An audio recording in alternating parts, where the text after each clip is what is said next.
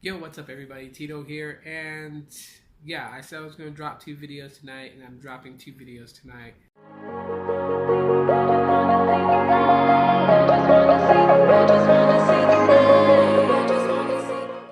So, what's up? In this video, I'm going to talk a little bit about speed tests between providers and why I'm going to say this. Speed tests run comparing in between providers. And yes, for someone who's going to say I'm contradicting myself, well, I'm kind of evolving in this world of mobile tech. So my thought process and everything has changed. So yeah, I'm being a little hypocritical here. But speed tests between carriers are invalid. They're invalid, and I'm here to say this, they're not worth doing. Why, you may ask? Well, allow me to elaborate on that one. The reason why I feel that speed tests between carriers done by vloggers such as myself, that I have done before, the reason why they're invalid is because where I'm doing these speed tests, you're probably not going to be. If I was to compare At&t Go phone, which I had, to Simple Mobile's T-Mobile network running, which I have, and tell you guys my experience and what I think of the speed tests, should not in any way alter or guide your decision in deciding between those carriers. People comparing Verizon to At&t Go phone, Metro PCS to Boost Mobile, these tests are invalid. They're invalid because the network does not run the same where I'm at to where you are, vice versa. It doesn't. This is why people get into a lot of, bickering and arguing on YouTube when a YouTuber that, reviews Boost Mobile or a YouTuber that reviews Metro PCS, like, people will thumbs down their video and try to convince them that they are wrong for their analysis on what they're vlogging about. And it's pointless. Metro PCS is going to work great where it works great. It's not going to work great where it doesn't work great. And if I sit here and say I'm using Metro PCS and it doesn't hold a candle to Boost Mobile, but that's where I'm at. Those who disagree with me, probably in your area, Boost Mobile couldn't hold two candles compared to Metro PCS. And that's where you are.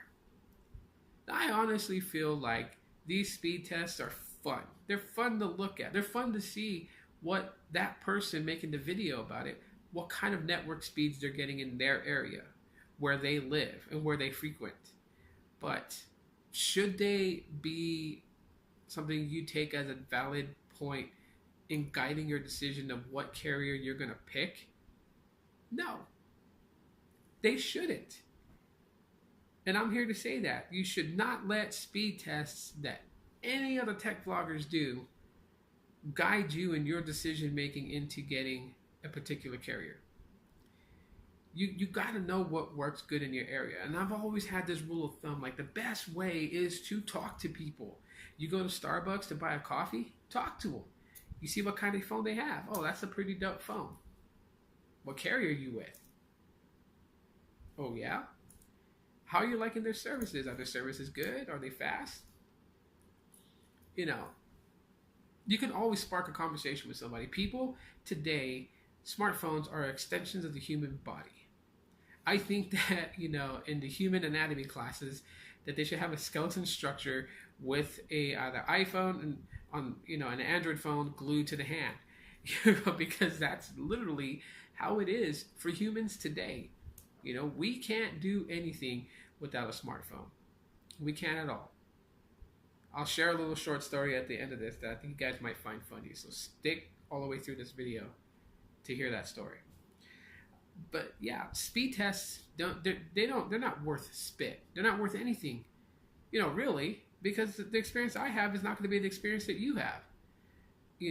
And today, all this bickering and fighting between carriers, what are you guys really fighting about? Like what for? What's the argument about? What are you going to prove? What is proven if people believe when you say that this specific carrier that you're with is far better than any carrier that you've ever tried. What is it going to prove? Nothing. It proves nothing. The fighting and arguing, nothing. You're not going to change someone's mind. Like, you flood in there and you talk about how Boost Mobile is crap, it sucks, their network is just garbage and trash. You're not going to change that person's mind that has Boost Mobile and has had a way better experience with Boost Mobile than with Cricket, Metro PCS, or any other provider. And vice versa, same. You're not going to tell someone that because Cricket caps their data at X amount of megabits per second that they're going to have a very bad experience. Data capping and all that stuff really doesn't matter. It really doesn't. It doesn't matter at all. It's the experience that you have. If you have coverage, if your coverage is good, if your signal strength is strong all the time, then there's nothing wrong with it. So when people use my videos and my friends' videos when they do speed tests to give them an idea of, I should go with this company, like, you're making a mistake. Because what if, I do a speed test of Boost Mobile versus Cricket, and Boost Mobile flies, and it's quick and fast and furious, and you see my video and you're like, oh, I'm going to try Boost Mobile, and you're in a spot that has no Sprint coverage. That is the point of all this. So me, I'm openly saying it on video. Speed tests, whether you do it from Open Signal's application or if you do it from the speedtest.net, it's not valid. Ain't worth nothing. It's good for show. It's good for fun. And if you want to know how speeds are in my area, then yeah, you'll get all the answers you want out of that. But if you're going to use that to base your decision on what provider you should go with, that's not the one to do. You should really talk to local people in your area and get your analysis that way. And people can't sit there and say, well, I don't know who to talk to. You got friends, and not all your friends have the same provider. You probably got a friend on Cricket, and you got another friend on Boost, and you got another friend on Metro, and you got another friend on Simple Mobile and Walmart Family Plan and all kinds of stuff. Talk to them. Heck, have all of them download the speedtest.net application and have them run a speed test, and you'll get your answers right there of who's got the better speeds, the faster speeds, and the more reliable connectivity. That's one for you guys. So anyways, on to the story. So, reason why I talk about, smartphones being an extension of the human body and all that stuff, and why we're so dependent on it, okay? So I'm not going to blurt out detailed information, but I'm going to share with you a story that I had on a call that was just insanely crazy, okay?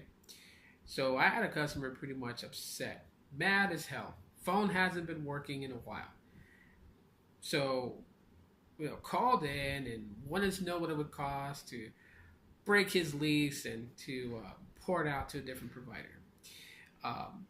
Was told that his iPhone needed a new SIM card, and was told to go to one of the corporate stores that he could purchase a SIM card there for his iPhone to replace it to see if he can get connectivity to the Sprint network.